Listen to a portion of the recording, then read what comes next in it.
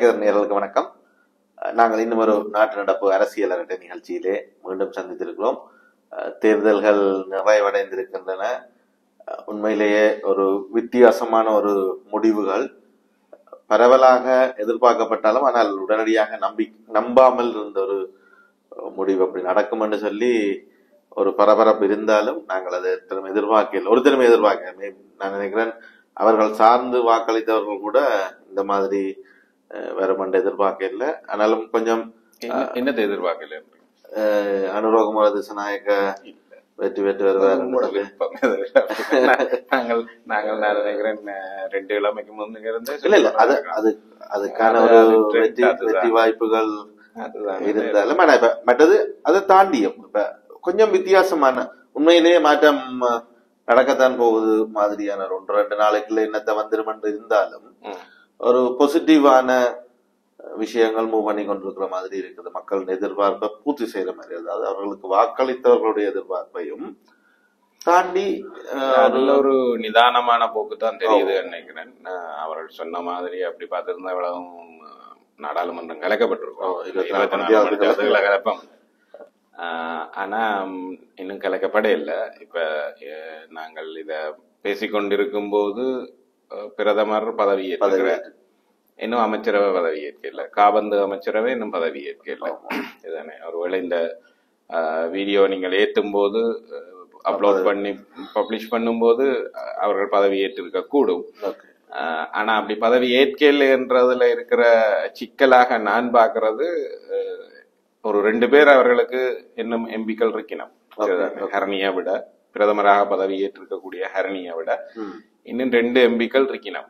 இப்ப இந்த காவந்த அரசாங்கத்துக்குள்ள அந்த 2 எம்பிக்களுக்கும் மினிஸ்ட்ரி கொடுக்கிறதா அல்லது மற்ற இனங்களை சேர்ந்தவர்களை அந்த காவந்த அரசாங்கத்துக்குள்ள கொண்டு வரதா என்றதுல அவர்களுக்கு ஒரு விவாதம் இருக்குதுன்னு நினைக்கிறேன்.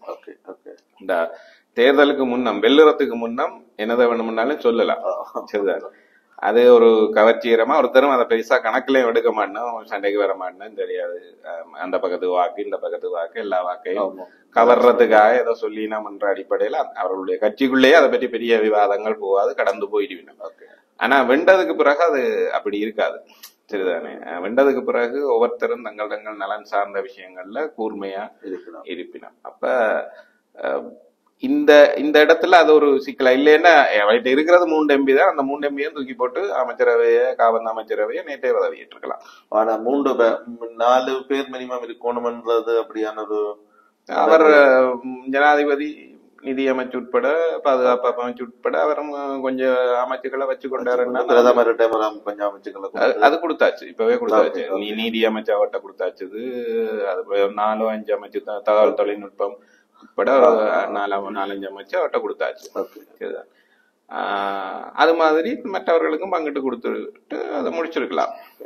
ஆனா அவர்கள் முதல்ல சொல்லி இருந்தது எல்லா சமூகங்களுக்கும் குடும்பம், அதாவது வடக்கு தமிழர்களுக்கு, வடக்கு கிழக்கு தமிழர்களுக்கு, மலைய தமிழர்களுக்கு, முஸ்லிம்களுக்கு அந்த மாதிரி குடும்பம் என்ற மாதிரி ஒண்ணு சொல்லி இருந்தவன். ஆனா அந்த தேர்தலுக்கு பிறகு இடையில ஒரு கதை என்ன சொல்லி தின்னம்னா, இப்ப 4 பேர் தங்களுடைய கட்சியை சேர்ந்தவர்கள் பதவி ஏற்றிட்டு அதுக்கு பிறகு அதை 7 பேராக மாற்றி பிறகு இந்த 3 சமூகங்களுக்கும் ஒவ்வொருத்தரை கொண்டு என்ற மாதிரி ஒரு கதை சொல்லப்பட்டது. அப்ப அங்க என்னன்னா, தேர்தல் வெற்றிக்கு பிறகு அங்கே ஒரு எதை செய்யறது என்றதுல அவர்களுக்கு ஒரு விவாதம், குழப்பமா இருக்கிறதுக்கு வாய்ப்பு இல்லை.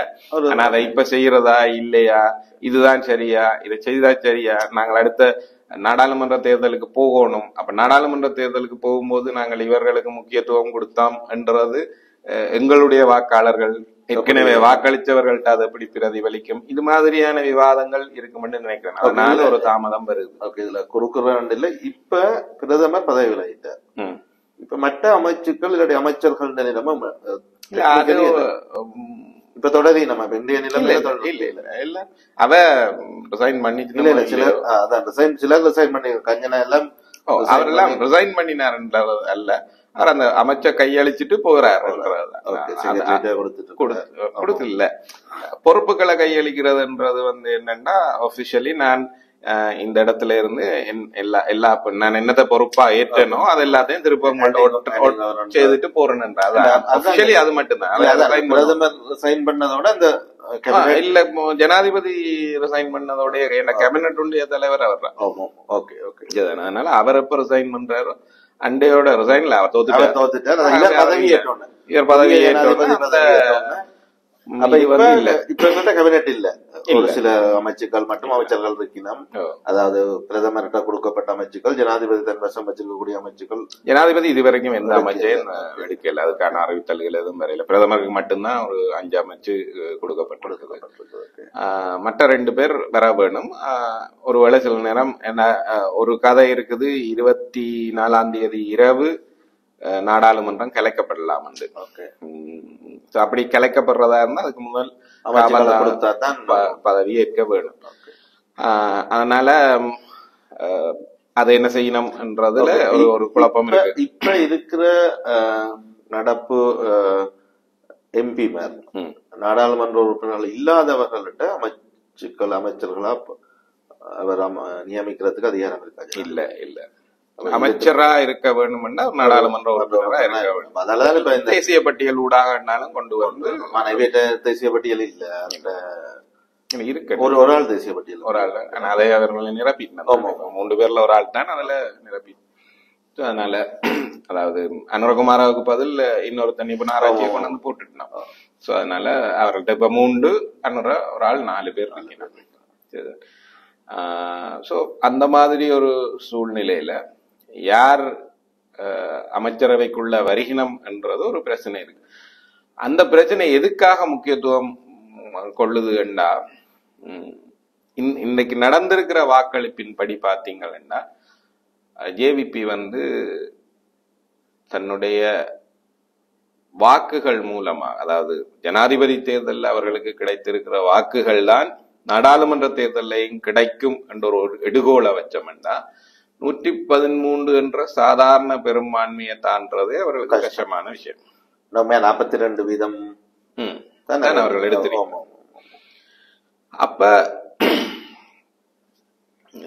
ஒரு இந்த வாக்களிப்பு வீதத்தின்படி பார்த்தா ஒரு எம்பியை எடுக்கிறதுக்கு 60,000 வாக்குகள் வேணும். கூடி குறையலாம். வாக்களிப்பு நாடாளுமன்ற வாக்களிப்பு எப்படி என்றதை பொறுத்து வேணாம். நாங்க இப்ப இன்றைக்கு வாக்களிக்கிற அதே பேட்டர்ன்ல நடந்தால் என்னன்றதை பற்றி பேசணும். அப்படி பார்க்கும்போது இவர்கள் சொல்கிற எல்லா மாற்றங்களையும் செய்ய, அதாவது நேற்று ஜேபியினுடைய உயர்விட உறுப்பினர் சொல்றார், இவர் தான் கடைசியாக அதிகாரம். அப்ப நிறைவேற்ற அதிகாரத்தை மாத்த வேணுமா இருந்தா நீங்க கான்ஸ்டிடியூஷனை மாத்தியா முழுமையான, அது மட்டும் இல்ல ரெஃபரண்டத்துக்கும் போகணும். ரெஃபரண்டம் இல்லாம அதை செய்யல. அப்ப புதுசாக ஒரு அரசமைப்பை கொண்டு வர்றதுதான் ஒரே மாற்று வழி. திருத்தங்களுக்கு போயிடலாம், திருத்தங்கள் மூலம் ரெஃபரண்டத்துக்கு போகணும். அப்ப ஒரு அவர்கள் ஏற்கனவே தாங்கள் ஒரு புது அரசமைப்பை கொண்டு வருவோம் என்று தேர்தல் வாக்குறுதிகள்ல சொல்லி இருக்கணும். ஆனா அதை செய்யறதுக்கான நடைமுறை சாத்தியங்கள் என்னன்னு கேட்டீங்கன்னா, முதல்ல அவர்களுக்கு 3/2 பெரும்பான்மை கிடைக்கும். அப்ப சாதாரண பெரும்பான்மையே இன்றைக்கு இருக்கிற வாக்கு வீதத்துல அவர்களால பெற முடியலை என்றால் எப்படி 3/2 பெரும்பான்மையை எடுக்கிறது? அதுக்கு பிறகு சரி, மற்ற கட்சிகளினுடைய ஆதரவோடு என்றாலும் அரசமைப்பை திருத்துறது அல்லது உடனடியாக சில வேலைகள் செய்யும். நாடாளுமன்றம் முடிந்து இவர்கள் அதுல வெற்றி பெற்றுட்டார்கள், அவர்கள் வாக்களித்ததன்படி இப்ப மாகாண சபையை தேர்தலை நடத்துறதுக்கான அதை இயக்க போறோம்னு சொல்லி இருக்கிறோம். அப்ப அதுக்கு மாகாண சபை தேர்தல் திருத்த சட்டத்தை கொண்டு வரணும். அப்ப இதை நிறைவேற்றுறதுக்கு கூட அவர்களுக்கு பெரும்பான்மை தேவை. அதுக்கு மற்ற கட்சிகளினுடைய ஆதரவு தேவை. அப்ப அது எல்லாத்தையும் மனசுல வச்சுக்கொண்டுதான் அவர்கள் நகர்ந்தாக வேணும் இப்ப இருக்கிற சூழல்ல. ஏனென்றால் பெரும்பான்மையினுடைய அடிப்படையில சஜித்தும் ரணிலும் பெற்றிருக்கக்கூடிய வாக்குகள் கணிசமானது, 51% இருக்கு. அப்ப இது அப்படியே போனா நாடாளுமன்றத்துல அவர்களுக்கு பிரச்சனை. ஒருவேளை சஜித் குழப்பாம இருந்தால் கூட என்று அவருக்கு தமிழ் மக்கள் முஸ்லிம் மக்கள் எல்லாரும் வாக்களித்திருக்கிறார்கள். அவரை வெற்றி பெற வச்சிருக்கக்கூடிய மாவட்டங்கள் எல்லாமே தமிழ் முஸ்லிம் மக்கள் பெரும்பான்மையாக வாழக்கூடிய மாவட்டங்கள். அப்படி இருக்கும்போது ஒரு புதிய அரசமைப்புக்கான நகர்வையோ அல்லது மாகாண சபை தேர்தலுக்கான நகர்வையோ ஜேவிபி மேற்கொண்டால் அவர் எதிர்ப்பு தெரிவிக்காம இருக்கக்கூடும். ஆனா ரணில் அப்படி இருக்க போறாருன்னு சொல்ல முடியாது. ரணில் இப்பவே என்ன அறிவிச்சிருக்கிறாருன்னா, தான் அடுத்த நாடாளுமன்ற தேர்தலில் போட்டியிட போறதில்ல, தேசிய பட்டியல் மூலமாகவும் நாடாளுமன்றத்துக்கு போக போறது இல்ல என்று. ஆனா அரசியலை விட்டு ஒதுங்குறன்னு அறிவிக்கல. அவர் போறன்னு அறிவிச்சார். அவரான அரசியலாக வந்த ஒருத்தர் இல்ல தானே. அவர் கோத்தபாயனுடைய சட்டத்தரணியாக இருந்த, அவருடைய வழக்குகள்ல சட்டத்தரணியாக இருந்த ஒருத்தர். அதனால அவர் பிறகு அவருடைய தேவைக்காக உள்ளுக்குள்ள கொண்டு வரப்பட்டார். ஆனா ரணில் அப்படி இல்லை. ரணில் வெளியில இருக்கிறதுக்கான காரணமாக இருக்கக்கூடியதும் அவர் கட்சிய இனவாதம் நோக்கியும் இந்த மாதிரியான நகர்வுகளுக்கு எதிராகவும் தூண்டி வளர்க்கறதுக்கான வாய்ப்புகளை நிராகரிக்க முடியாது. ஏன்னா அவர் திருப்பி கொண்டு வரணும் மேல. அவர் தோல்வி கண்ட உடனே ஒரு அழைப்பு விடுத்தார் ஜேபி, என்ன எஸ்ஜேபி, அதாவது ஐக்கிய மக்கள் சக்தியும் ஐக்கிய தேசிய கட்சியும் மற்ற எல்லாருமே சேர்ந்து ஒரு புதிய அரசியல் கூட்டணிக்கு வர வேணும் என்ற மாதிரி ஒரு அழைப்பை விடுத்தார். ஆனால் அதையும் சஜித் இன்னைக்கு நிராகரிச்சுட்டார். அப்ப நிராகரிச்சுட்டாருன்னா அது சாத்தியம் இல்லை. இப்ப அந்த கூட்டு சாத்தியம் இல்லைன்னா இன்னும் வாக்குகள் பிரிய போகுது. ஒரு 3 அணியாத்தான் நாடாளுமன்ற தேர்தலையும் நாடாளுமன்றமும் பிரிஞ்சு நிக்க போகுது. 3 இல்ல, மொத்தம் 4 அணியா மாறும். தமிழ் முஸ்லிம் மக்கள் ஒரு பக்கமா நிற்கும் போது அப்படி பிரியும், கண்டிப்பா பிரியும். அந்த பிரிவினைகளுக்கு மத்தியில இவர்கள் நிறைவேற்ற நினைக்கிற பெரிய மாற்றங்கள் எல்லாத்தையும் செய்கிறது என்றதுக்கு இப்ப இருக்கிறத விட இன்னும் அதிகமான மக்கள் ஆதரவை அவர்கள் திரட்ட வேணும். அப்ப இந்த மக்கள் ஆதரவு அவர்கள் உடனடியாக தமிழ் சிங்கள மக்கள்கிட்ட இருந்து திரட்டுறதுக்கான வாய்ப்புகள் குறைவு. இப்பவே தமிழ் முஸ்லிம் மக்கள்கிட்ட இருந்து திரட்டுறதுக்கான வாய்ப்புகள் குறைவு. அப்ப யார்கிட்ட இருந்து திரட்ட முடியும்? சிங்கள மக்கள். அப்ப அவர்கள் இயல்பாகவே சிங்கள மக்களுடைய வாக்குகளை நோக்கிய அரசியல் நகர்வுகளை தான் மேற்கொள்ள வேண்டி வரும். இல்ல இதுல ஏன் இவ்வளவு விளக்கம் சொல்லி கொண்டு வர வேண்டி இருக்குன்னா, இந்த அமைச்சரவை, காபந்து அமைச்சரவையில யார நியமிக்கிறது என்ற விவாதத்துக்குள்ள இந்த கல்குலேஷன் எல்லாம் அவர்களுக்கு ஓடும் என்று. அதை வச்சுதான் இப்போ நீங்க அவர்கள் வாக்குறுதி அளித்தபடி ஒரு 2-3 தமிழ் முஸ்லிம் மக்களை கொண்டு வந்தாங்க இருத்துறதுனால இங்க மாறிடாது, வாக்கு பெரிய அளவுல மாறிடாது அவர்களுக்கு. ஆனா அங்க மாற வேணும். ஆகவே அவர்கள் அதை கணக்கில் எடுத்துத்தான் தங்களுடைய அரசியல் நகர்களுக்கு போவார்கள். ஓகே, இது எப்படி பாக்குறேன்னு சொன்னா, இப்ப எப்படியோ தமிழ் முஸ்லிம் வாக்காளர்கள் தாங்கள் பார்லிமெண்ட் எலெக்ஷன்ல கொண்டு வர்ற எம்பிமார் இந்த மாதிரியான சில அரசியல் அமைப்பு திருத்தத்துக்கெல்லாம் ஒத்துக்கொள்ளுகிறேன். எதிரானாலும் ஓட் பண்ணைக்குள்ள ஜேவிபிக்கு ஓட் பண்ணாமல் தமிழ் முஸ்லிம் வாக்காளர் வேட்பாளர்களுக்கு ஓட் பண்ணினாலும், ஆனால் சிங்கள மக்கள் அப்படி இருக்க போறது இல்ல. மற்றது அதுல அவன் அந்த 4 பேர்ல 3 மற்ற இனங்களுக்கு, வடக்கு கிழக்கு தமிழர்களுக்கு, மலையக தமிழர்களுக்கு, முஸ்லிம்களுக்கு 3 பேரை அவை குடுப்பினமா இருந்தேன்னு சொன்னால் அது ஒரு பெரிய சிக்கலா தான் இருக்கும். அது மட்டும் இல்லாமல் இவர்களுடைய கோஷமே இப்ப நீங்க பாத்தீங்கன்னு சொன்னா, இந்த ரிசல்ட்ஸ் வந்தோடனே சிலர் அந்த ஜேவிபி சார்பாக இருந்தாக்கள் இப்ப எல்லாம் கல்லர் 225 எம்பி மேலும் கல்லர். சரி, அந்த ஜேவிபில இருக்கிற 2 பேரை விட்டா கூட 223 எம்பி மேலும் கல்லர் என்ற ஒரு கோஷம் இருந்தது. அவர்கள் பாராளுமன்றத்தை உடனடியாக கலைக்கும் ஒருத்தர உதவ அதுல இருந்து ஒரு மலையக எம்பி எடுக்கிறதும் ஒரு முஸ்லீம் எம்பி எடுக்கும், ஒரு தமிழ் எம்பி எடுத்து அந்த கேபினெட்டுக்கு வச்சிருக்கிறது வேற சில இஷ்யூஸையும் கிரியேட் பண்ணு. திரும்ப கல்லர்களை கூட்டம் வைக்கிறார். யார ஓமண்டாவும் வேணும், அவர் சூஸ் பண்ணணும் உண்டு. 2வது அந்த முஸ்லீம் எம்பியோ தமிழக எம்பியோ மலைய எம்பியோ ஓமண்டு போகணும். ஏன்னா அவர்களுக்கும் அதே பிரச்சனை இருக்கு, இந்த எலெக்ஷன் வரப்போகுது.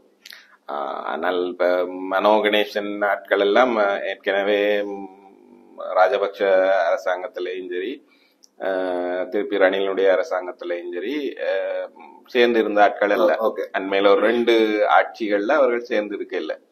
அதே மாதிரி ஹக்கீமும் சேர்ந்திருக்கல, முஸ்லீம் காங்கிரஸ் வந்து சேர்ந்திருக்கல. அதனால அவர்களை உடனடியாக நிராகரிக்கிற ஒரு நிலைமை இருக்கு. தேவைப்பட்டால் அவர்களை பரிசீலிக்க அதைத்தான் நான் சொன்னேன்.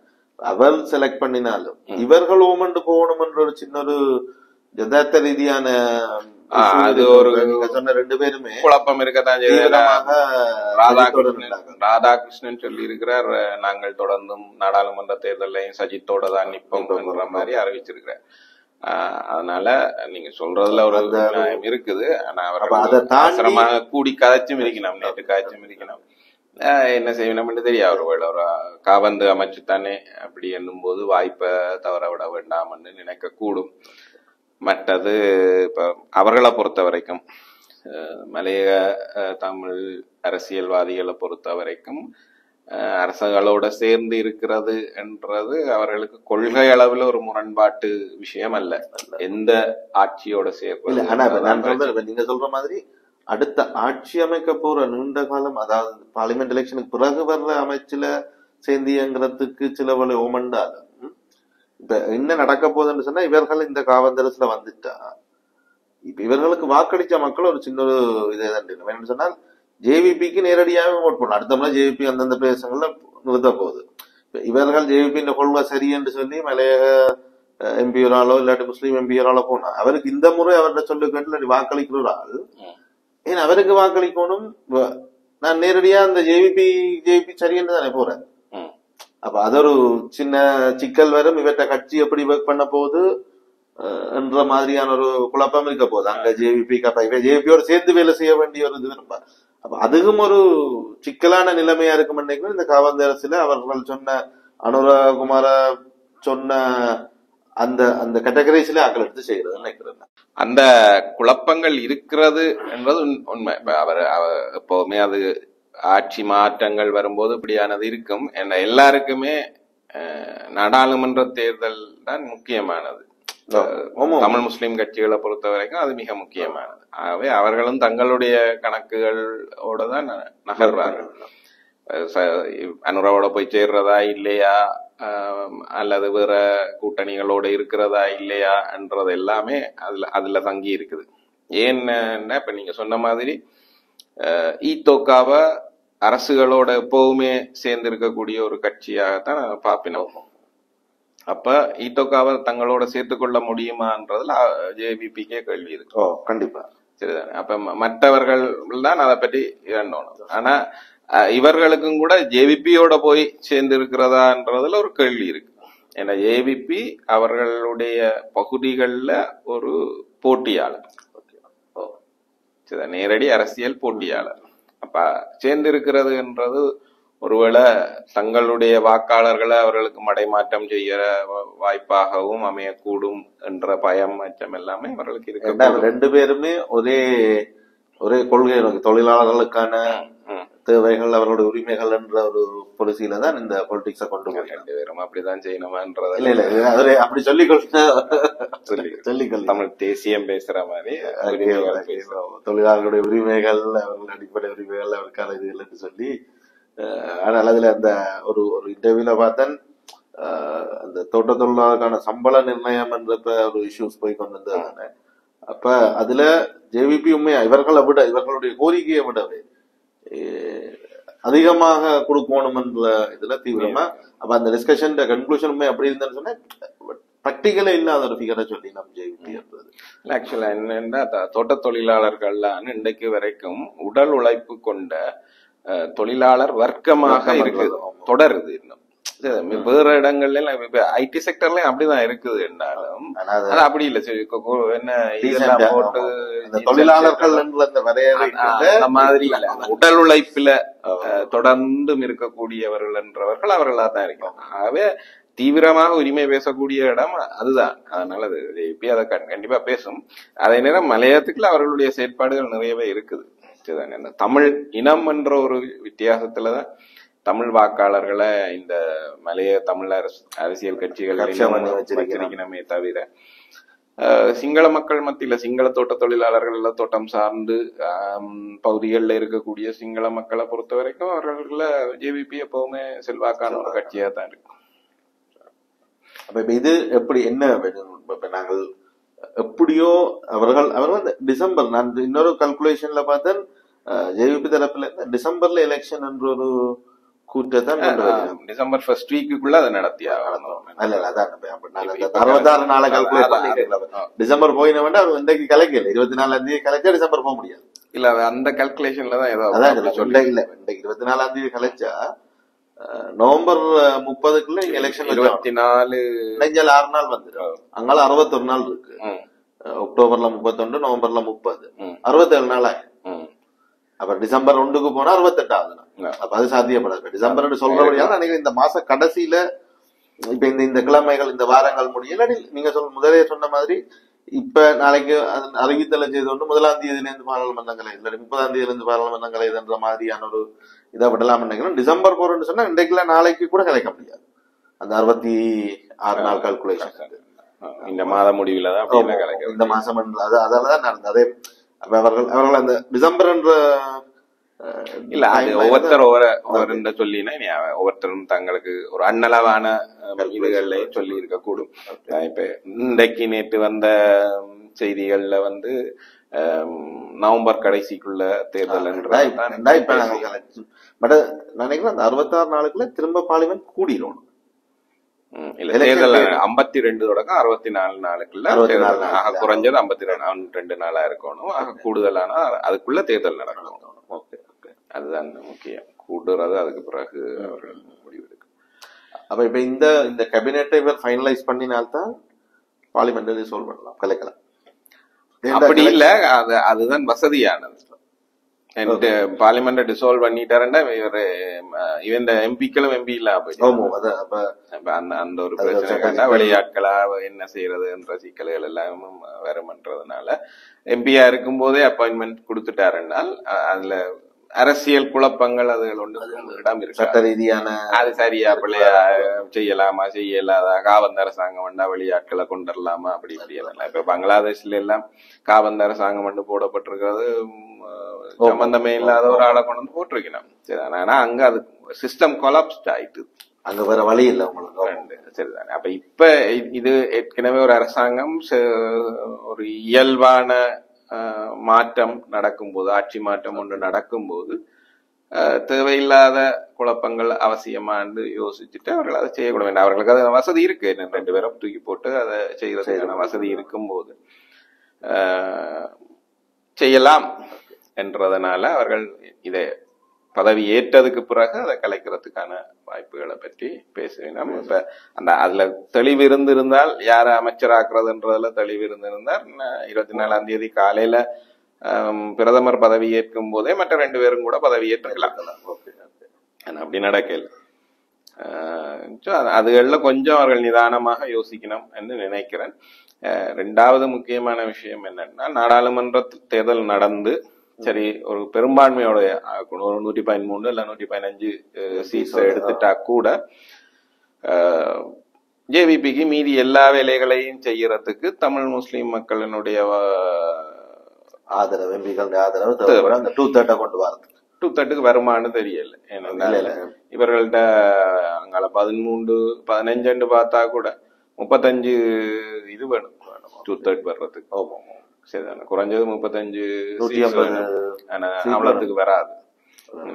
எல்லாமா சேர்த்தா கூட ஒரு 25-26 தான் எங்களுக்கு சிறுபான்மையினுடைய அதிகபட்ச எல்லாரையும் சேர்த்து கொண்டாலே கூட.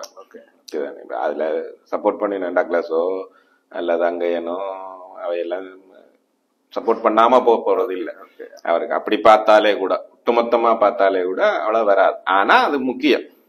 எந்த ஒரு ஏனென்றால் சஜித் தரப்பில இருந்தோ அல்லது ரணில் தரப்பில இருந்தோ அந்த இவர்கள் புகழ் பெறக்கூடிய, மக்கள் செல்வாக்க பெறக்கூடிய எந்த ஒரு விஷயத்துக்கும் அவர்கள் இவர்களோட சேர்ந்து போவார்கள் என்று எதிர்பார்க்க முடியாது. எதிர்காலம் அப்படின்னு முடிஞ்சிடும். சரிதானே? அதனால அதை செய்ய மாட்டோம். ஒரு கொமன் எனிமியா பார்த்து வேலை செய்யறதுக்கு இந்த வரைக்கும் ரெடி இல்லை நினைக்கிறேன். சஜித் அதுக்கு விட்டு கொடுக்க மாட்டார்.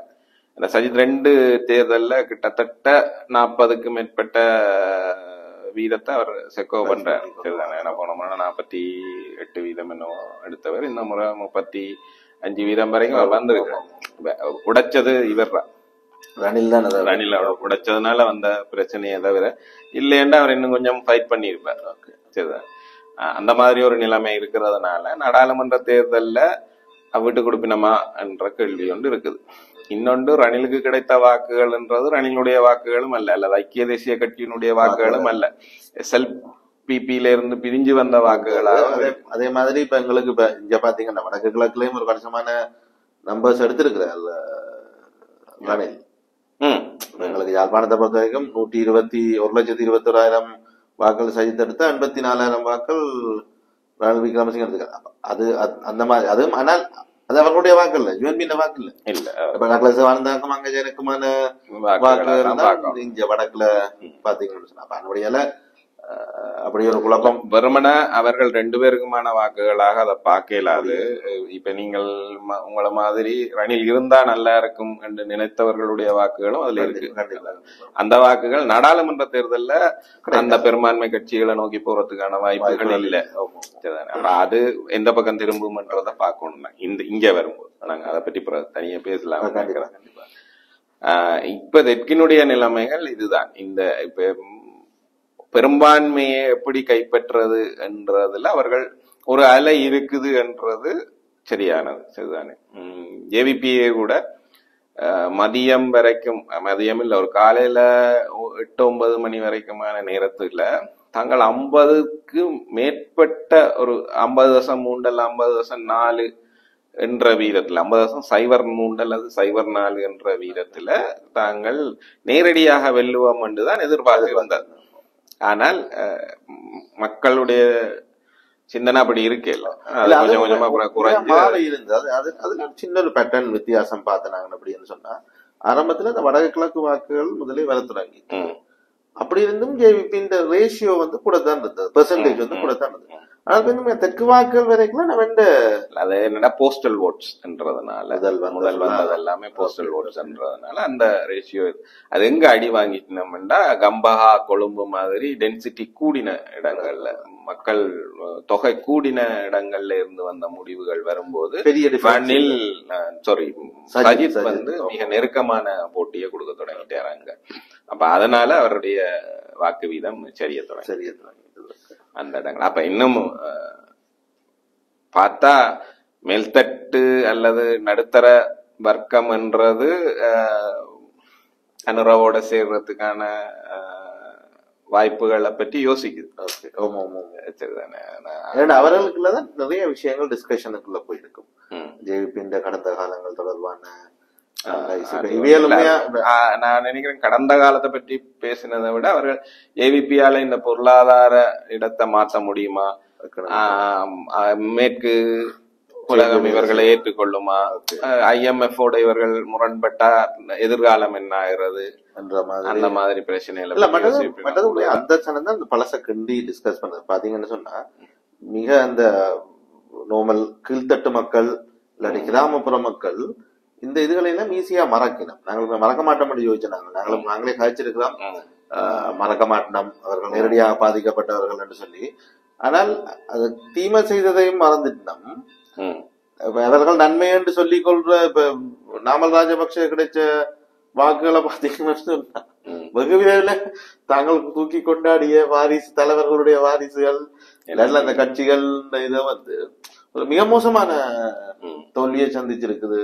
அப்ப இப்ப 10 வருஷத்துக்கு மேல் 15 வருஷத்துக்கு மேல் கொண்டாடின வெற்றியை மறக்கிற சனம் 30 வருஷத்துக்கு மேல் நடந்த ஜேவிபி இதுகளை வந்து மறக்கிறதுல நான் 30 அண்மையில 10 வருஷத்துக்கு முதல் அவர்களை கொண்டாடி இருந்தாலும் 2 வருஷத்துக்கு முதல் அவர்கள் மீது வெறுப்ப கொண்டு வந்தார்கள். அதுக்கு ஒன்று இருக்குல்ல, அது நேரடியா பார்க்கும்போது அது அவர்களுக்கு உடனடி இதுவா இருக்கும்.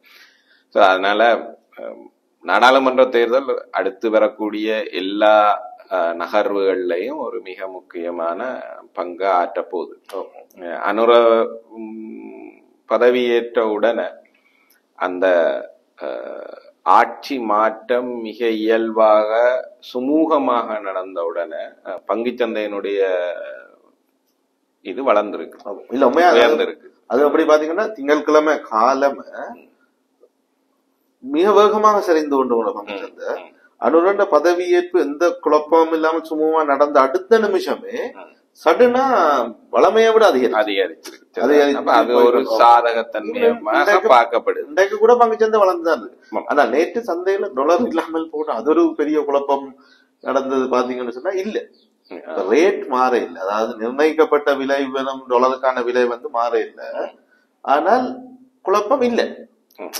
டாலரை யாருமே விற்க தயாரா இருக்கு. என்ன டாலர் அதிகரிக்கும் என்றபடியாக விற்கிறதுக்கு பெட்டா கருப்பு சந்தையில 320 ரூபாய் வரைக்கும் டாலர் போனதாக நேற்று ஒரு தகவல் இருக்குது. ஏன்னா நீங்க பாத்தீங்கன்னா டெக்னிக்கலி பாத்தீங்கன்னா 305 ரூபா தான், டாலர் 305 ரூபா தான். அதை மட்டும் கூட இல்ல. ஆனால் கருப்பு 300 ரூபாய் நிக்குது. 305 அது 305 306 ரூபாய்க்குள்ள நிக்குது. ஆனா அதுக்கு இல்ல சாம், அதுக்கு டாலர் எடுக்க முடியாமல் 320 ரூபா வரைக்கும் வாங்கி நாங்கள் அவசரமா வெளிநாடு போகணும், வெளியில அவசரமான ஆக்சுவலா டிராவல் பண்ண அந்த இயக்கங்கள் நடந்து கொண்டுதானே இருக்கு. ஆக்சுவலா டிராவல் பண்ண வேண்டியவரால் 320 ரூபா கொடுத்து வேண்டிட்டு போன சம்பவம் எல்லாம் நடந்திருக்குது. அதான் அது ஒரு விஷயம் இருக்கு. ஆனா இப்ப இந்த ஆட்சி மாற்றம் நிகழ்ந்த உடனே சாதகமா இருக்கிற விஷயங்கள், மூன்றாவது மீளாய்வுக்காக IMF வரப்போகுது. இவர் பதவியேற்ற அடுத்த வாரங்கள்ல அவர்கள் வரப்போகுது. அவர்கள் செய்ய போற மீளாய்வு உண்மையில ரணில் செய்த வேலைகளுக்கான மீளாய்வு தான். ஆனால் பதில் சொல்ல வேண்டியவராத்தான் இவர் தான் இருக்க போறார். சரிதானே? இப்ப ரணில் அங்க என்னென்ன ஓட்டுமாட்டு குழாவர வடிகள் எல்லாம் செய்து வச்சிருக்கிறாருன்றது இனிதான் தெரியவர். அங்க ஏதாவது செக் வச்சிருந்தார் ரணில், இவர் தான் மாட்டுப்பட போறாங்க. இல்ல கேபினெட் அப்ரூவ் பண்ணிட்டு ஜனவரியில வெஹிக்கிள் இம்போர்ட் பண்றதுக்கு அது அவர் அடுத்த இதுல போட்டு அந்த மாதிரியான விஷயங்கள் செய்யலாம். ஆனால் நான் சொல்றேன் என்னன்னா, அங்க அவர் ஏற்கனவே என்னெல்லாம் செய்து வச்சிருக்கிறாரோ அதெல்லாம் இப்ப ஒரு குழப்பத்துக்குள்ள வரப்போகுது. இதுதான் தெரிய வரும். அதுக்கு இவர் பதில் சொல்லணும், அதை சமாளிக்கணும்ன்றது ஒன்று இருக்கு. இரண்டாவது, அடுத்தடுத்து 2வது தேர்தல் ஒன்றை சந்திக்கிற போது வரக்கூடிய பெரிய பொருளாதார சிக்கல் என்ன. இப்ப இந்த ஜனாதிபதி தேர்தலுக்கு பட்ஜெட்ல ஏற்கனவே எலெக்ஷன் இருக்கு, சரிதான். ஆனா நாடாளுமன்ற தேர்தல் என்று வரும்போது அதுக்கான அலகேஷன் அது இல்ல. அப்ப அதுக்கு அங்க இருந்து நிதியை தேர்றது என்ற அவசரமான பிரச்சனைகள் எல்லாம் இருக்குது. நாடாளுமன்றத்தை கலைத்தால் இப்ப அதெல்லாம் ஒரு சிக்கலும் இருக்குது. அவசரமா கலைச்சிட்டோம்னா அப்புறம் காசு அங்க இருந்து எப்படி இந்த தேர்தலுக்காக எடுக்கிறது என்ற இது எல்லாமே இருக்கு, சரிதானே. சோ அதுக்கு நடுவுல அரச பணிகள் தடங்கள் இல்லாம நடக்கிறதுக்கான வழக்கமான செலவுகளையும் அவர்கள் பார்த்தாகும். சம்பளம் கொடுத்தாகணும். சம்பளம் மீதி எல்லாம் அமைச்சர்கள் அதுதானே செலவுகள் கொஞ்சம் குறைஞ்சாலும் அமைச்சர்கள் எல்லாம் மொத்த செலவுல அது எந்த அளவுக்கு இப்ப பெரிய கணிசமான மாற்றங்களை பெரிய அளவுல கொண்டு வராது. ஏன்னா நீண்ட காலம் இல்ல, ஒரு 2 மாச கால பகுதி எண்டைக்குள்ள சேவிங்ஸ் வரப்போறது இல்ல அதுகளால. அப்ப இதெல்லாம் இந்த சவால்களையும் அவர் சமாளிச்சாகும். அவ்வளவுக்கு எல்லாவற்றுக்கும் ஜேவிபி தயாரா இருந்ததா என்று கேட்டா ஒரு ஒரு ஐடியா மட்டுமே அவர்கள்ட்ட இருந்த மாதிரி படுகுது. இந்த இப்ப நான் காபந்து அமைச்சரவையை வச்சு சொல்றேன், அதுல நடக்கிற ஸ்ட்ரகிள வச்சு சொல்றேன். அவர்கள் தீவிரமாக முழுமையாக அது தொடர்பில் ஆராய்ந்து ஒரு முடிவுக்கு வந்திருக்க இல்ல.